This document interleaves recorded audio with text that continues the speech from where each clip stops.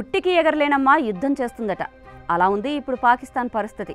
ఓవైపు భారత సేన బలం చూసి బక్క చిక్కిపోతూ, మరోవైపు ఇంటి పోరైన బలూచిస్తాన్ తదితర తీవ్రవాదంతో అల్లాడుతూ ఇంకా భారత్తో పూర్తి యుద్ధం చేయగలనని డాంబికాలు పోతోంది. ఇవన్నీ ఓ ఎత్తైతే పాకిస్తాన్లో ఇక 35 రోజుల వరకే తాగునీటి సరఫరా ఉండబోతోంది. ఇది చాలా పెద్ద ఎమర్జెన్సీ. మరీ ముఖ్యంగా పాకిస్తాన్ ప్రముఖ నగరాలైన రావల్పిండి, ఇస్లామాబాద్లో ఈ నీటి కొరత తీవ్రంగా ఉంటుంది. ఈ ప్రధాన నగరాల్లో నీటిని సరఫరా చేసే కాన్పూర్ డ్యాంలో నీళ్లు అడుగంటిపోయాయి. ఈ డ్యాంలో ఇప్పుడు కేవలం 35 రోజులకు సరిపడా నీరు మాత్రమే మిగిలిందని అధికారులు హెచ్చరిస్తున్నారు. ఈ విషయం పాకిస్తాన్ ప్రముఖ వార్తాపత్రిక డాన్ కూడా పబ్లిష్ చేసింది. ఓ రకంగా ఇప్పుడు ఇది ఎమర్జెన్సీ సిచ్యువేషన్. ఈ డ్యామ్ ఇస్లామాబాద్కు 40 కిలోమీటర్ల దూరంలో పోటోహార్ పీఠభూమి దగ్గరలో ఉంది. గత కొన్ని నెలలుగా వర్షాలు తక్కువగా కురవడం, అలాగే నీటి వినియోగం అధికంగా ఉండడం వల్ల ఈ సమస్య తలెత్తిందట.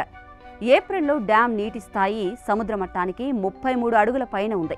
ఇది సాధారణ స్థాయి కంటే చాలా తక్కువ. ఇప్పుడు మే 2025 నాటికి పరిస్థితి మరింత దిగజారింది.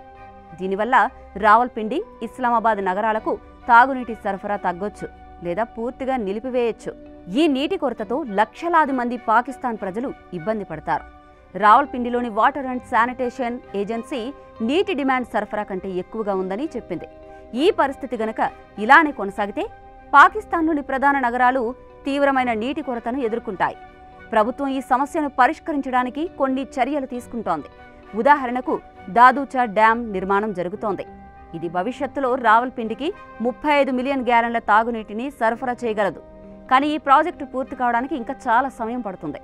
అప్పటి వరకు పాకిస్తాన్లోని ప్రజలు నీళ్లను చాలా జాగ్రత్తగా వాడుకోవాలి. ప్రస్తుత భారత్ పాక్ ఉద్రిక్త పరిస్థితుల నడుమ నీటిని కట్టుదిట్టం చేసే మనుషులు గాని, యంత్రాంగం గాని పాకిస్తాన్లో లేవు. ఇక ఇటు ఓవైపు పాక్ చేసిన పనికి బుద్ధి చెప్పేందుకు భారత్ చెలరేగిపోతోంది. మరోవైపు దేశంలో ఉన్న తీవ్రవాద సంస్థలు పేట్రేగిపోతున్నాయి. ఇంకో పక్కేమో ఈ నీటి సంక్షోభం. ప్రస్తుత పాక్ పరిస్థితి ఇదే.